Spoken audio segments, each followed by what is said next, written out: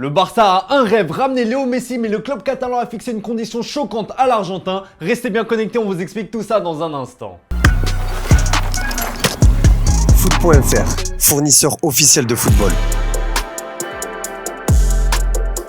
Bonjour à toutes et à tous et bienvenue dans ce nouveau JT Foot Mercato. Le feuilleton Messi bat son plein en ce moment et le Barça tente par tous les moyens de trouver des leviers économiques pour réaliser l'opération. Le club catalan a même eu une idée assez loufoque. Le FC Barcelone va avoir les mains liées pour le mercato estival. Selon la Gazzetta dello Sport, le club catalan doit impérativement réduire sa masse salariale pour recruter et elle est actuellement de 457 millions d'euros. Même en réduisant considérablement son salaire, la venue de Léo Messi ferait exploser la masse salariale du club. Conscient de cet obstacle, le Barça ne veut pas répéter les erreurs du passé. Pour rappel, les dirigeants blaugrana avaient recruté Kessié et Christensen libres, mais avaient galéré pour les inscrire auprès de la Liga. Plus tard dans la saison, c'est le jeune Gavi qui a vu son contrat être annulé par la justice espagnole. Et cette situation qui a causé et qui cause encore de sacrés casse-têtes, l'institution catalane ne souhaite plus la revivre. Selon El Mundo et Relevo, pour éviter de nouveau ce cas de figure, le club veut obliger les futurs recrues à signer une clause où ils reconnaissent être conscients des problèmes économiques découlés. Les médias ajoutent que deux scénarios seront envisagés, à savoir que la recrue ne pourra pas être enregistrée en tant que joueur et que le club ne pourra pas lui garantir d'être inscrit au 20 juillet.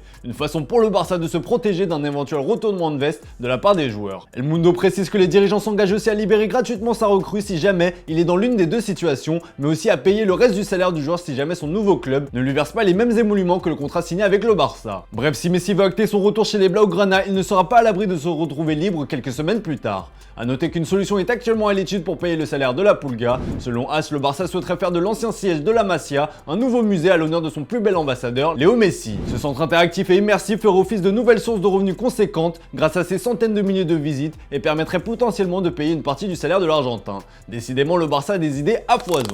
Allez, on passe au focus du jour les amis et au menu les futurs cracks de moins de 20 ans que toute la planète foot s'arrache. Au programme du numéro 419 de la lettre hebdomadaire de l'Observatoire du football CIUS, un gros focus sur les joueurs les plus prometteurs de moins de 20 ans. Prenant en compte les minutes jouées dans des rencontres officielles disputées lors des 365 derniers jours. On ne va pas vous faire toute la liste mais il y a évidemment quelques noms bien connus. Le premier de ce classement n'est autre que Gavi du Barça. Il y a du beau monde qui se bouscule au portillon puisqu'on rappelle que la pépite espagnole est libre. D'après Sport, le minot de 18 ans n'a aucune intention de quitter son club de toujours. Son dauphin n'est autre que Jude Bellingham et là le jeune anglais a tout simplement toute la planète foot à ses pieds. Une bataille à 3 entre les deux Manchester et le Real Madrid se profile. Selon le Daily Mirror, c'est la formation entraînée par Pep Guardiola qui est en pole position. Parmi les futurs prospects, on retrouve aussi énormément de Brésiliens comme vous pouvez le voir. Il y a Victor Roque de l'Atlético Paranense. L'attaquant de 18 ans est suivi de près par le Barça, mais selon Sport, les 50 millions d'euros demandés ont refroidi les dirigeants catalans.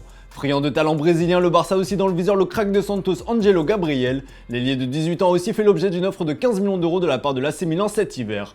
Enfin, le SL Benfica peut se frotter les mains en cas de vente d'Antonio Silva. Selon Relevo, le Real Madrid est tombé sous le charme du défenseur portugais. Il faudra débourser 100 millions d'euros pour s'offrir le joueur de 19 ans qui, on le rappelle, est sous contrat avec le club lisboète jusqu'en 2027. Tout ça nous amène à vous poser la question du jour les amis, parmi tous les cracks qu'on vous a évoqués, lequel a le plus gros potentiel selon vous? Comme d'habitude on attend vos avis dans les commentaires. Hier Antoine vous demandait qui le Bayern Munich devait faire partir cet été. Et bien les noms qui reviennent les plus souvent sont Serge Gnabry, Leroy Sané et Noussaïr Mazraoui. Et dans le reste de l'actu, le Real est sous la menace d'une sanction après sa grosse déroute face à Girona. Privé de nombreux titulaires hier, le Real Madrid a sombré et a certainement dit adieu au titre. Tati Castellanos, auteur d'un quadruplé, a profité des carences défensives madrilènes pour devenir le héros de la soirée. Une humiliation qui fait tâche. Le média pro-madrilène Defensa Central explique notamment que les joueurs étaient très en colère après la rencontre. Présent sur place en zone mixte, un journaliste d'El Chiringuito a confirmé que les merengues étaient furieux et qu'ils ont quitté le stade sans répondre à la presse. Le club de la capitale va écoper d'une amende de la part de la Liga. En conférence d'après-match, Carlo Ancelotti en a rajouté une couche en pointant du doigt le niveau inquiétant de ses joueurs. Hemos intentado de remontarlo con individualidad, no como equipo, porque hoy el equipo no ha jugado. Y también el nivel individual ha sido bajo de la normalidad de todos, no solo de algunos. El nivel ha sido muy bajo porque el aspecto defensivo que ha sido muy bueno en los últimos partidos, hoy lo hemos olvidado.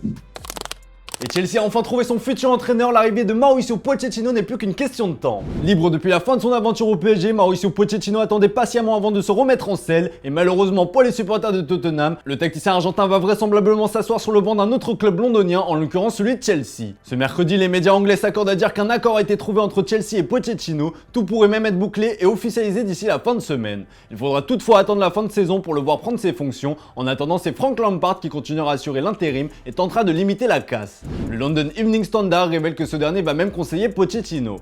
En effet, il est prévu que les deux hommes échangent au sujet de l'équipe et des joueurs une fois que la saison sera terminée afin que la transition se fasse. Allez, comme d'hab les amis, c'est l'heure de se quitter avec l'image du jour et à 37 ans, Sergio Ramos est toujours au top de sa forme physique, en tout cas il fait tout pour l'entretenir. L'Espagnol a tapé une petite série de tractions tout en détente. Je sais pas vous, mais à cet âge-là, j'aimerais bien être aussi en forme. Allez les amis, très bonne soirée à vous et à demain pour un nouveau JT sur Foot Mercato.